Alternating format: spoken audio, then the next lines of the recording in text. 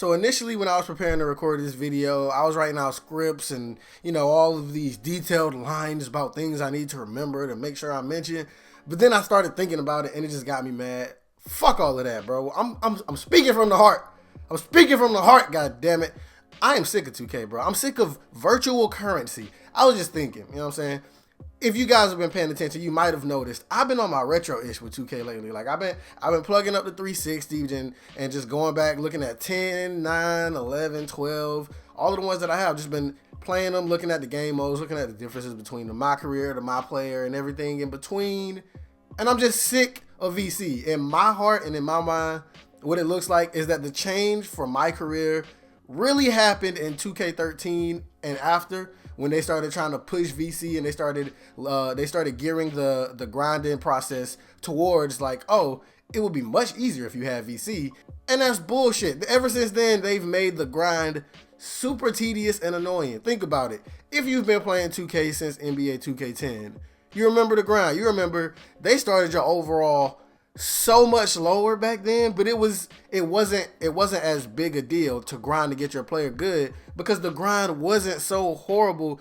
Yes, your overall started at like a -5, but they gave you skill points for everything. They gave you skill points based on how good you played, and they didn't make you buy cosmetic items with your skill points. You could wear whatever you wanted to wear from the jump. You didn't have to use skill points for anything else except, stay with me here, skills, attributes. And that's what made it so easy. That's what made the grind so, I wouldn't even call it easy. I would say satisfying. And back then, every single attribute had its own category. You didn't put up one group of things that will put up a bunch of different things. You chose how you leveled your player every single step of the way. And every time you upgraded something, I personally like to save skill points. I will save my skill points until I could raise something to a noticeable difference. Like say if I had like a 60 for my 3-point shot, I'd be like, you know what?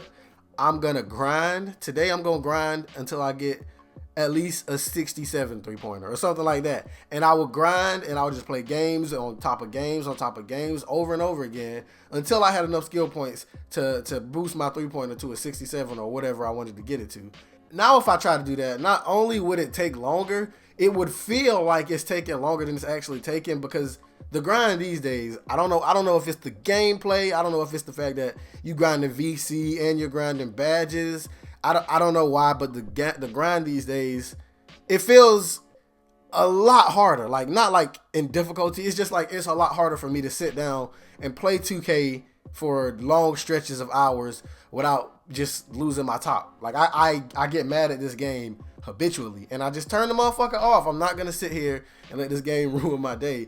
And back then that was not an issue. I didn't have to worry in 2K10, 2K11. I didn't have to worry about, I would grind my player, but I don't want to get too mad. Back then, you could just play. They had drills. You could say what you want to say about the old games and how they didn't have much to do outside of actual games. But I was about to say the NBA Storyteller. Shout out to the NBA Storyteller, man. Go check that man out for some dope videos. But the 2K Insider, he kept you in the game, you know what I'm saying? As annoying as he was to some people, he would always pop up every now and again with some real nigga quotes to let you know what I'm saying? Hard work beats talent when talent fails to work hard. And I heard that as a wee lad, and I was like, yeah, nigga.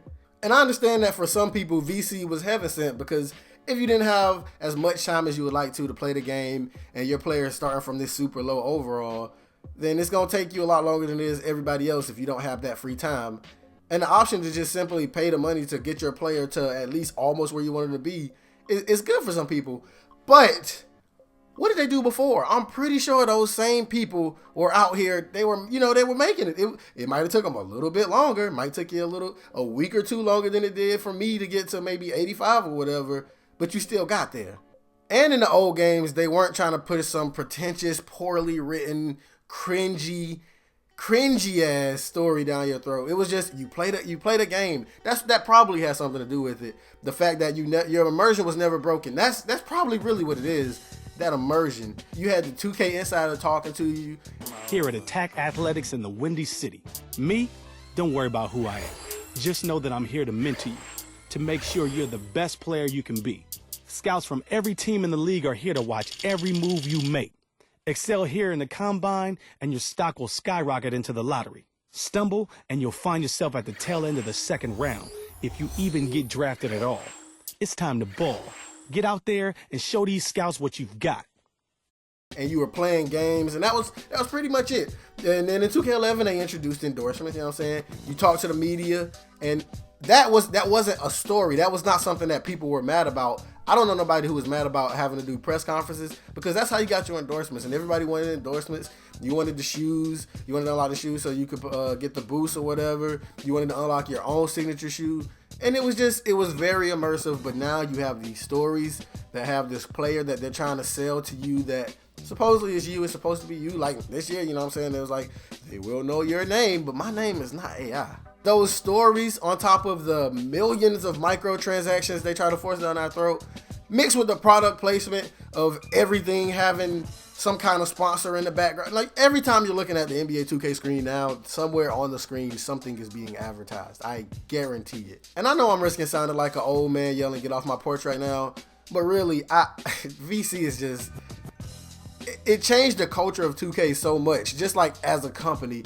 Before the introduction of VC, we didn't have YouTubers on YouTube talking about how 2K was scamming people out of their money with whatever. There was no way that they were scamming us out of our money back then, because there was no microtransactions. But ever since 2K13, when they realized, hey, this virtual currency that we have here could be a real moneymaker, and then they plugged it into my team. And then over the years, they made MyCareer harder and harder to grind, made it more tedious. They started adding things that you had to do. But honestly, I'm saying all of this to say that VC, literally, the introduction to VC is what turned 2K into what they are now. You know how we all upset that 2K is always doing, I could say a million things for an example. I could say something about microtransactions. I could say something about how they don't fix glitches except for anything that would cause them to lose money. I could talk about gameplay. Like, it's so many things that I could talk about. And none of this stuff was an issue until after 2K13, when they realized how much money they could make. I mean, just look at public perception then and now. Back in 2009, around the introduction of MyCareer, we loved 2K. 2K, you know, they were giving us good games when NBA Live couldn't do it. They were coming up with innovative ideas, the graphics. They were doing things with presentation that we hadn't seen before. They were doing like signature, everything was signature based with players. And they were really the good guys of sports gaming back then. But now, when you look a decade later, wow, it's 2019, it's literally a decade later. They are a completely, like, look at the public perception of them now. We don't look at 2K with that same, you know, admiration and like, yeah, you know, these are the good. No, not at all. I would like to see that fixed. I would like for 2K to go back to before all they care about was making money. Because honestly, it just made me not even want to play the game, bro. Everything is such a fucking cash grab. I can't play my team because niggas just... I'm tired of playing MyCareer because it takes you 3 years to level your player to a 90 after they did so many nerfs on XP throughout the year. Think about how many times they nerfed XP this year in MyCareer, bro. Think about it.